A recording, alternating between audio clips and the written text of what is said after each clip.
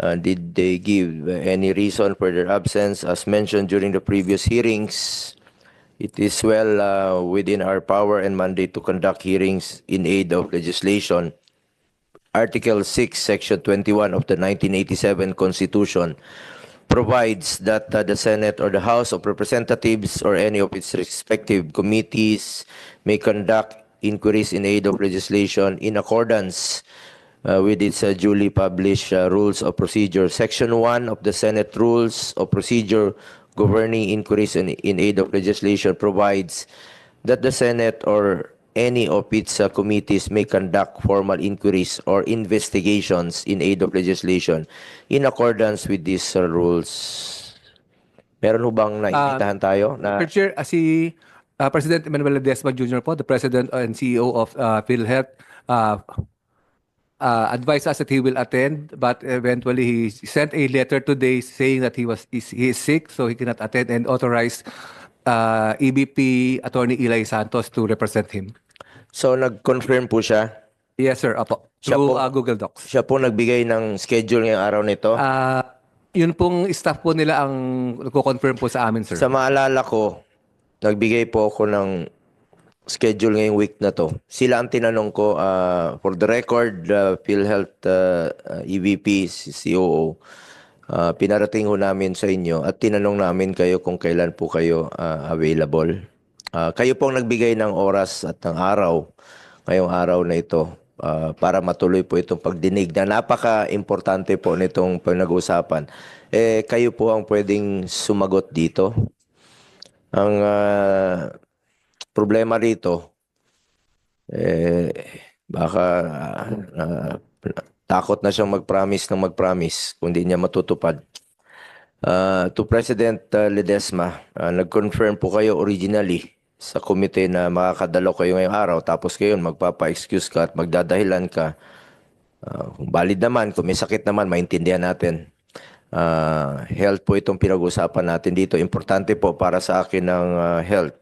At kung maaari, no, makahingi tayo ng explanation o medical certificate or show cause order.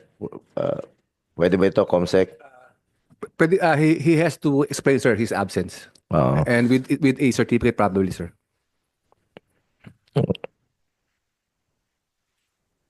Gusto lang namin malaman yung totoo. Napakahalaga po itong araw na ito. Kayo po ang nag-set Hindi po kami. Kayo po ang nag-confirm. Tapos bigla, 2 hours prior. Kaya nga po medyo nawalan ako ng gana Nung nalaman ko, tinawagan ako na hindi raw makakadalo. Kayo yung pwedeng sumagot dito. Napakahalaga po nito. Ilang buhay po ang nakasalalay na naman po dito, Attorney Eli. Kung hindi nyo po masasagot, ma-actionan kagad itong ating pinag-uusapan dito. Napakahalaga po nito. Bawat oras, bawat minuto pong pinag-uusapan natin dito ay katumbas po yan ng kalusugan at buhay ng bawat Pilipino. Ang dami na po niyang pinangako sa committee ito. Dapat handa po siyang humarap at panagutan po yung mga pinangako niya. Di ba sabi niya, cross my heart, promise. Kanina tinawagan po namin, baka pwedeng mag-online. So, hindi talaga kaya. Attorney Eli, kumusta ho siya? Get well soon po, Mr. Ledesma, if you're not feeling well, if you're not. Good afternoon, Mr. Chairperson, honorable members of the committee. PhilHealth apologizes for the absence of our President and Chief Executive Officer, Emmanuel R. Ledesma Jr., due to health reasons. Mr. Chairperson, we will submit the letter of explanation as directed, Mr. Chairperson. However, as EVP CEO of PhilHealth, I am authorized, Mr. Chairperson, to follow up with the commitments that we have made during the previous hearings, Mr. Chairperson, and whatever commitments that we can make today, I am likewise authorized to do so. So, ikaw na yung magpa-promise ngayon? Yes, Mr. Chairperson, please. So, kaya niyo naman pong, sa level niyo, kaya niyo pong tuparin yan? Yes, Mr. Chairperson. Maalala niyo yung under oath dito sa committee ito, Attorney Santos. And you're a lawyer, alam niyo po yun. Yes, Mr. Chairperson. Anyway, Mag-ano lang po ako. Pwede ba, Comsec, sa mga resource persons natin, pwedeng once again to administer the oath sa ating mga resource persons. Kindly, in fairness to everybody, lahat na lang po. Please. May we request everyone to stand up po? Ay, yun lang pong nasa gitna po. Okay. Lahat po kayo, pati po kayo, ma'am. Doctor. Kayo, can you raise your right hand po and take the oath? Do you swear to tell the truth, the whole truth, and nothing but the truth in this incriminated legislation and public hearing of the Committee on Health and Demography? You say, I do po. Thank you po. You may now sit. Thank you. Good day to everyone. As promised, we are conducting this hearing to pursue our objective of making government services more accessible to the public, especially when it comes to healthcare. Let us always be reminded that health is wealth. Bawat piso sa budget na nakalaan para sa kalusugan ay mahalaga para maprotektahan ang kalusugan ng ating mga kababayan. Kaya hindi po dapat ito nakatenga at magamit ito para makaligtas po ng buhay. PhilHealth po ay para sa health. Paulit-ulit ko pong sinasabi yan. Bago ang lahat, isang kahit papano, may magandang balita muna. Naiulat po na aprobado na ng Board of Directors ng PhilHealth ang pagbabasura sa kanilang single period of confinement policy na alam natin ay mahigit isang dekada na pong nagpapahirap sa ating mga kababayang may sakit, no? 2013 pa pala itong pulisiyang ito at hindi napansin. Napaka-common sense naman po yun. Sobra-sobra po ang pera ng PhilHealth. Yung single period of confinement policy ay nandiyan pa po. So ilan na po ang na-deprive nito for the past 11 years since 2013. Pwede naman palang tanggalin. Sa kaalaman po ng mga kababayan natin, ito pong single period of confinement policy ay natuklasan natin sa dami pong reklamo na lumalapit sa aming opisina. Halimbawa po, nagka-bleeding kayo, buntis, masiselan yung pagbubuntis ninyo. Pag na-admit kayo bukas, within 90 days, bawal na pong i-cover muli ng PhilHealth because of this policy. Illogical po ito, kalokohan po itong pulisiyang ito. Pangalawa, tayo, pasintabi lang sa kumakain. Mahilig akong kumain kahit saan. Hindi maiwasan, magka-diarrhea tayo. Bawal nang i-cover muli pag na-admit ka. Nung klaseng pulisiya yan. Kalokohan yan. Pangatlo, pneumonia. Pag na-admit ka muli because of pneumonia, bawal na naman. Mapigilan mo bang magkasakit? Hindi natin alam kung kailan tayo magkakasakit. At bakit nyo i-deprive sa Pilipino yan? Pera ng Pilipino yan, contribution, sweldo natin yan. Kinakaltas po sa sweldo natin. Kaya nga PhilHealth para insured tayo kung sakaling magkasakit tayo. Ang dami nyo pong pulisiya na dapat matagal nyo na pong pinag-aaralan. Ngayon, pag-usapan natin dito, iniiwasan nyo naman kami rito. Alam nyo, kalokohan po itong single period of confinement policy. Nagpapahirap po ito sa Pilipino. Salamat naman po. At finally, in-scrap nyo na, tinanggal nyo na po itong single period of confinement policy. Sulit po ang ating pangungulit at hindi po ako titigil. Nakukulitin kayo bilang chairman po ng Committee on Health. At hindi po ako titigil dito sa ating adhikain na i-expand pa yung medical services. Matapos nating madiskubre na 500 billion ang reserve funds ng PhilHealth. Ibalik nyo po yan sa tao. Pera po ng tao yan. Hindi po inyo yan. Contribution. Subsidy. Dapat yung mga makikinabang po, ang ordinaryong mamamayang Pilipino, puntahan niyo po ang mga ospital.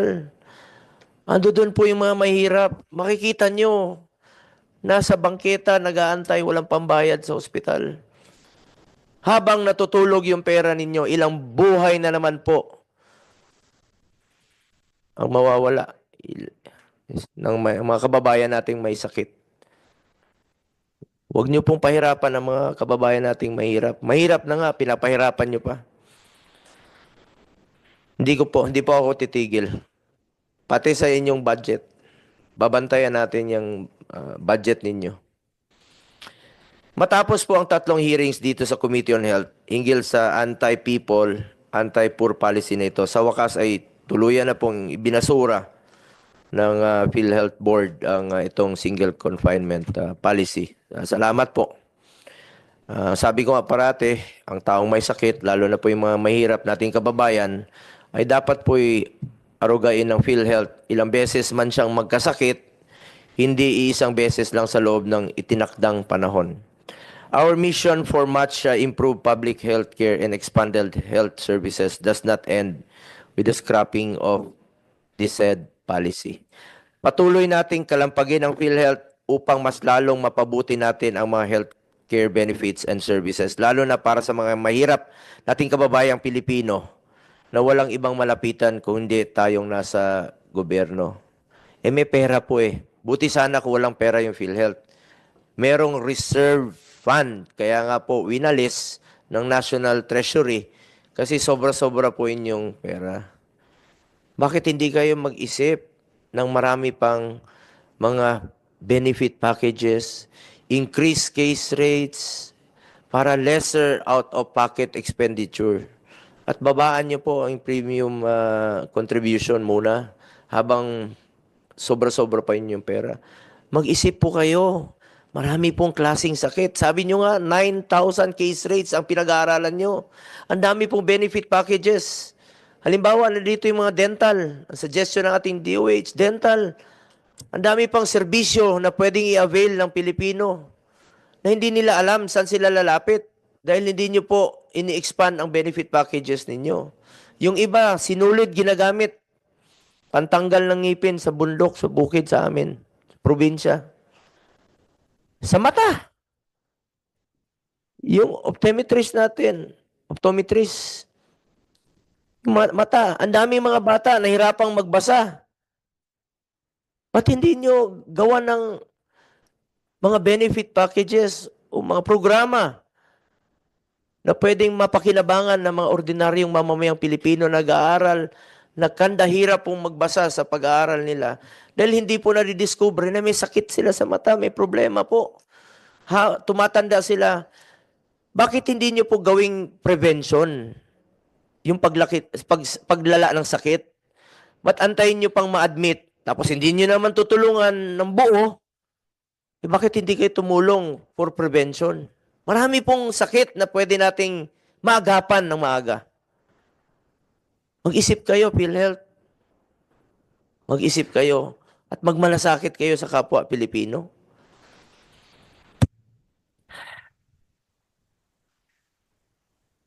To truly realize the spirit of universal healthcare, it is imperative that PhilHealth maximize their available resources and focus on increasing case rates to lessen out-of-pocket expenses for those needing medical attention, expanding benefit packages in pursuit of providing universal healthcare in accordance with the law. Hindi pa nga natin hindi pa natin na fully implement ang ating UHC.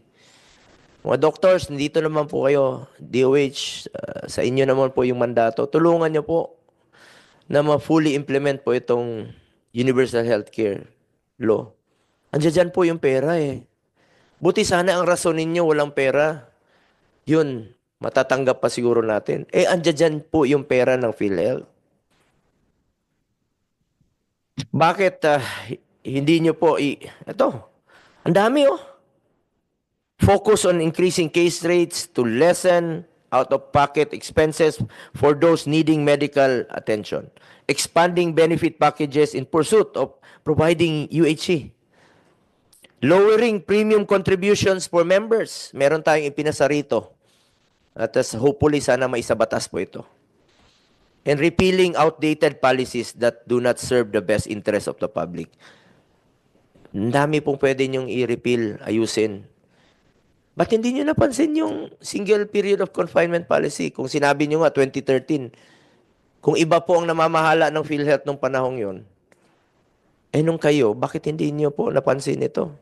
Pwede naman palang gawin ngayon. Kailangan pa ba ng kami ang makapansin? pwede nyo pong gawin yun. Common sense po yun. Itong panggobyerno, common sense po ito. At dapat may puso ka, may malasakit ka sa kapwa mo Pilipino. Pinapaalala ko po sa mga kapwa ko lingkod bayan, lalo na po ang opisyal ng PhilHealth, na mayroon tayong isang salita. Huwag puro promise. Kailangan ng agarang aksyon at resulta dahil buhay at kalusugan ng mga kababayan natin ang nakataya rito. Siguro napagod na sa kakapromise, hindi na kayang tuparin. Habang patuloy ang pag-aaral at deliberasyon at diskusyon ninyo ng mga opisyal ng PhilHealth, may mahirap po tayong mga kababayang Pilipino na namamatay. Ang dami po dyan namamatay. Ayaw na pong magpa-hospital dahil hindi po natutupad ang inyong pangakong mas magandang serbisyo.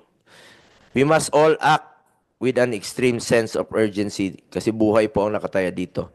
The ongoing policy discussions and reviews within PhilHealth should not and cannot just happen at the cost of people's lives. These are real people. Our parents, our children, our grandparents, our breadwinners who are suffering and dying due to preventable conditions simply because the resources are not reaching them on time. This is of the essence, and it is unacceptable that while administrative processes are dragging on, people are being deprived of the life-saving healthcare services they are entitled to. Meanwhile, we will continue to hold PhilHealth on its promise to further increase its case rates by at least 50% across the board before the end of November. Yun po'y pinangako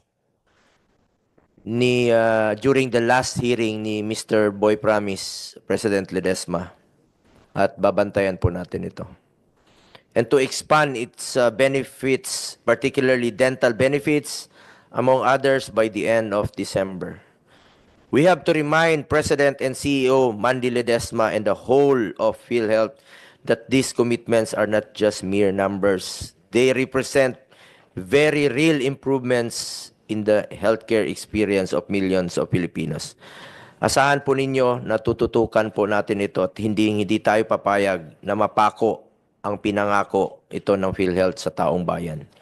You are under oath when you delivered your promises to the people, and this committee will hold you to your promise. Uso pa naman ang contempt ngayon.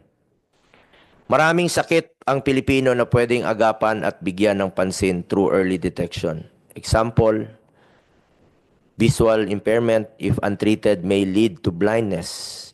According to a study of the Philippine Eye Research Institute, around 2 million Filipinos are visually impaired.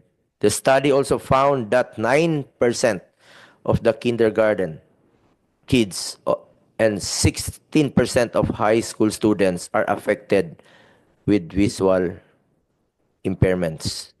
In terms of oral health, 7 out of 10 Filipinos, or 72% of the population, have dental caries or tooth decay, according to the Philippine Dental Association. Hindi na dapat hintayin na lumala ang sakit. Sabi ko nga, mas mahal na ang procedure tsaka pa action na ng PhilHealth, kakarampot lang po ang inyong share na binibigay pag lumala na yung sakit. Bakit hindi kayo tumulong sa prevention? Importante dito ang prevention at early detection. Mas efficient dito dahil hindi nagagastos ng malaki ang PhilHealth kung hindi nalalala ang sakit ng Pilipino. Bakit pang antahin natin na mabulok ang ngipin o mangailangan ng mahal na procedure para sa komplikasyon kung pwede naman magkaroon at maisama sa programa ang teeth cleaning at dental consultation? Prevention and early detection are foundational pillars of a robust healthcare system. By focusing on preventive care, we can mitigate more serious and costly health conditions later on. Baka mas makakatipid pa kayo kung maagapan po ang sakit. It is more efficient and sustainable for PhilHealth to invest in preventive measures like regular checkups, dental cleanings, and early intervention for minor health concerns rather than waiting for conditions to worsen and become more expensive to treat. Marami po ng mga kababayan nating Pilipino ang takot magpa-check up dahil wala pong pambayad. Walang coverage ng PhilHealth. Yung iba nga po, hindi nila alam, miyembro pala sila ng PhilHealth. Paigtingin niyo po ang inyong educational campaign na lahat tayo ay miyembro po ng PhilHealth. Yung iba po, tinitiis na lang ang sakit. Aksyonan niyo po ito, PhilHealth. Ang hadlang dito sa pagpapacheck up nila, takot sila sa babayarin sa ospital. Yan talaga ang pumapasok parati sa isipan ng ordinaryong Pilipino. We also suggest to PhilHealth to cover the cost of prescription glasses and other assistive devices such as wheelchairs and crutches. Palawakin nyo rin po ang mga libreng gamot at padiliin nyo po ang access sa mga ito. Maaari nyo rin po makover ang emergency outpatient services, pati na rin po ang pagpapalawak sa maternity care packages. Isa pang polisiya na sana pag-aralan nyo lang mabuti. Please lang.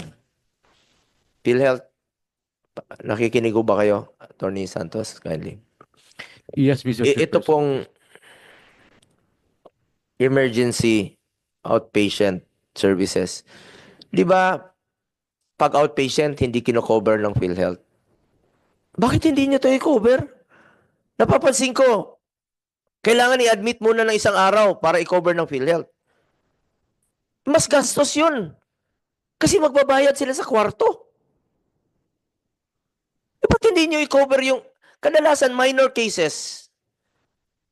Baka pwede nyo pag-aralan itong pulisiyang ito. Marami pong pupunta sa ospital na hindi na-admit, sasabihin ng doktor. Di naman kailangan i-admit. Dahil kaya naman outpatient. Pero hindi sasagutin ng PhilHealth. Ang sasabihin, magpa-admit ka muna para sagutin ng PhilHealth. Mas gasto sa kwarto yun. Ba't hindi nyo nalang gamitin yung pambayad sa kwarto? I-cover nyo na lang yung gamot. I-cover nyo na lang yung pagkalan sa ospital. Bakit ganun? Klaseng pulisiya yan. Halimbawa, nitong maternity care packages. For normal delivery, 8,000 lang po ang coverage ng PhilHealth. Samantalang umaabot sa 40,000 ang actual cost nito. Dapat taasan rin po ang benepisyo para sa mga treatment ng top 10 leading causes of death. Baka maagapan natin ito. 10. Pwede maagapan. Ilang buhay pa ang pwede nating masalbar. Tulad ng sakit sa puso. Yung iba hindi na kayang magpa-angiogram, hindi na kayang magpa-bypass, atakihin na lang po sa puso. Diabetes, pneumonia. Bukod dito, dapat ring aralin ng PhilHealth ang pag-cover sa wholeness treatment para sa cancer patients.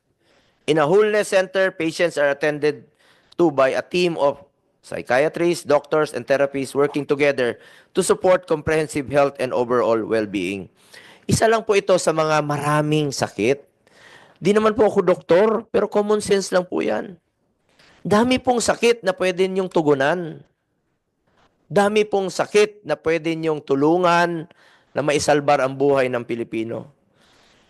Isa pang mahalagang may pagpabuti natin ay ang pagpapalakas ng mga information campaign para magkaroon po ng masapat na impormasyon ang mga Pilipino sa mga makukuhang serbisyo sa PhilHealth kung paano nila makukuha ang mga serbisyong ito. Kung kaya nyo nga, maglagay ng billboard dyan na may mukha ninyo. Ilagay nyo yung mga benepisyo.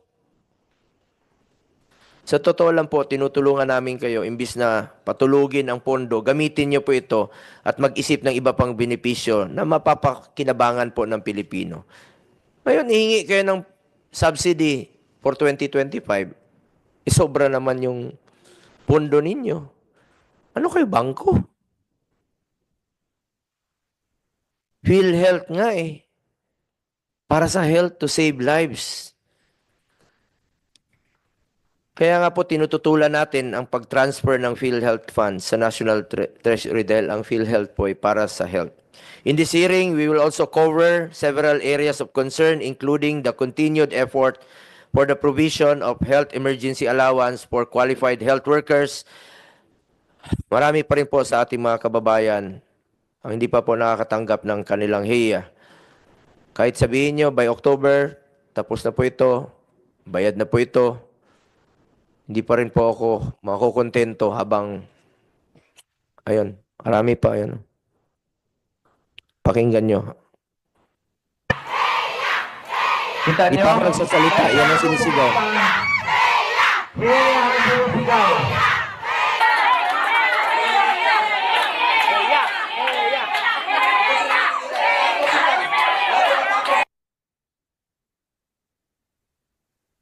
Yun o. Luna, Isabela, Dasmariñas, Cavite. Anyway, bigyan nun natin ng pagkakataon ng DOH na sagutin po ito dahil ang pinangako nila before October ends ay matutugunan na po ito. At nirelease naman po ng DBM sa DOH ang pondo. Problema lang dito, pakiusap ko lang, please reconcile your records. Yung mga validated at qualified naman po, pakiusap ko lang po sa inyo. Balikan nyo po ito, Yusek Bravo, Sec Domingo. Yun naman pinangako ninyo ni Sec Herbosa. We will also further push for better health infrastructure in communities, such as the establishment of super health centers, which we advocated for, and proper implementation of the regional specialty centers law, which we principally sponsored. 24-0 po ang boto nyo dito, regional specialty centers, dahil alam po nila na makakatulong po ito sa mga kababayan natin na ilapit yung serbisyo medical through super health centers. May karamdaman sa heart, hindi na kailangan pumunta ng heart center, doon na po sa mga selected DOH hospital. Suportahan nyo po ito, kaya natin isinabatas ito para tuloy-tuloy po ang pagpapalawak ng mga specialty centers all over the country. We will also discuss 12 measures that aim to establish and upgrade new public hospitals. Sa kaikot ko po sa buong Pilipinas, marami pong mga hospital, kulang talagang hospital beds, kulang talagang pasilidad, kulang talaga yung infrastructures. Isang kama, 2 pasyente. Paano gagaling yung pasyente kung ganun po ang kanilang kinatatayuan? We shall also seek updates on the medical assistance program of the government in line with Republic Act 11463 or the Malasakit Centers Act.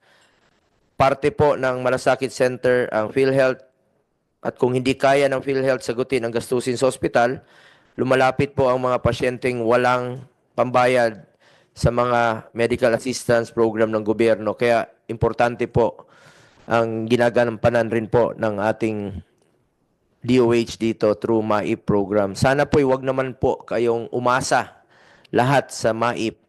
Kung tataasan nyo po ang inyong case rates, benefit packages, kung mas masasagot nyo ang hospital billing through PhilHealth, malaking tulong po yan sa ibang ahensya na pwede pa nilang paggagamitan po sa iba pang mga pasyente. Huwag nyo masyadong iasa sa DOH, sa DSWD, sa PCSO, dahil limitado rin po ang kanilang resources. Dapat po magtulungan kayo para ma-attain po natin itong pinaka-lesser na po na babayaran ng pasyente. Sana yung mga mahirap nating kababayan ay wala na sanang babayaran sa pagpapa-hospital. Ang layunin naman po ng Malasakit Center, batas po yan. It's a one-stop shop. Yung 4 agencies, PCSO, PhilHealth, DOH at DSWD, mag-aambag po sila. Pero malaki po ang gagampanan ng PhilHealth dito. Kasi po, kung gagamitin ang pondo ng PhilHealth sa maayos, mas malaki ang kanilang magiging parte sa hospital billing, ay mas mababawasan po ang babayaran ng ordinaryong Pilipino na walang pambayad sa kanilang pagpapa-hospital. Gaya ng ilang ulit ko pong sinasabi, ang mga Senate hearings na ito, nakawalo na tayo. 3 hearing na po sa about PhilHealth, nakawalo na tayo, including health emergency allowances. Pang-siyam na po ito na hearing. At hindi po tayo titigil. Kung kakailanganin linggo-linggo, Ang problema lang, baka hindi na naman tayo sisiputin. Gaya ng ilang ulit ko sinasabi, ang mga Senate hearings na ito ay upang mabigyan ng boses ang kapwa nating Pilipino at marinig ang kanilang saloobin para sa mga batas at pulisiya na ating isinusulong ay angkop sa kanilang tunay na pangangailangan. Dapat po'y manggagaling po sa inyo lahat sa baba. Mas alam nyo po ang problema sa baba. Malaki po ang magiging contribution ninyo. Kaya napaka-importante po itong hearing na ito. Dahil bukas po ang aking opisina. You have the avenue to speak po dito sa committee ito para matulungan natin ang mga government agencies na mas mapaganda pa ang kanilang serbisyo, mapalawak pa ang kanilang serbisyo. Maraming salamat po. Inilalabas ko lang po ang aking saloobin. At masamang-masama ang loob ko habang nagdurusa po ang mga pasyenteng mahirap nating kababayan ay nandiyan pa po ang pondo ng PhilHealth na natutulog. Sakit. Nalulungkot ako sa mga kababayan nating mahirap. Ilang buhay pa ang mawawala dahil sa kapabayaan ng serbisyo po ng PhilHealth. Please, shape up. Gamitin niyo po yung pondo ninyo para sa mga mahirap nating kababayan. Pera po ng tao yan. Hindi niyo po pera yan. To start, pakinggan natin ang PhilHealth. Kumusta po? Kumusta na ang inyong mga pinangako?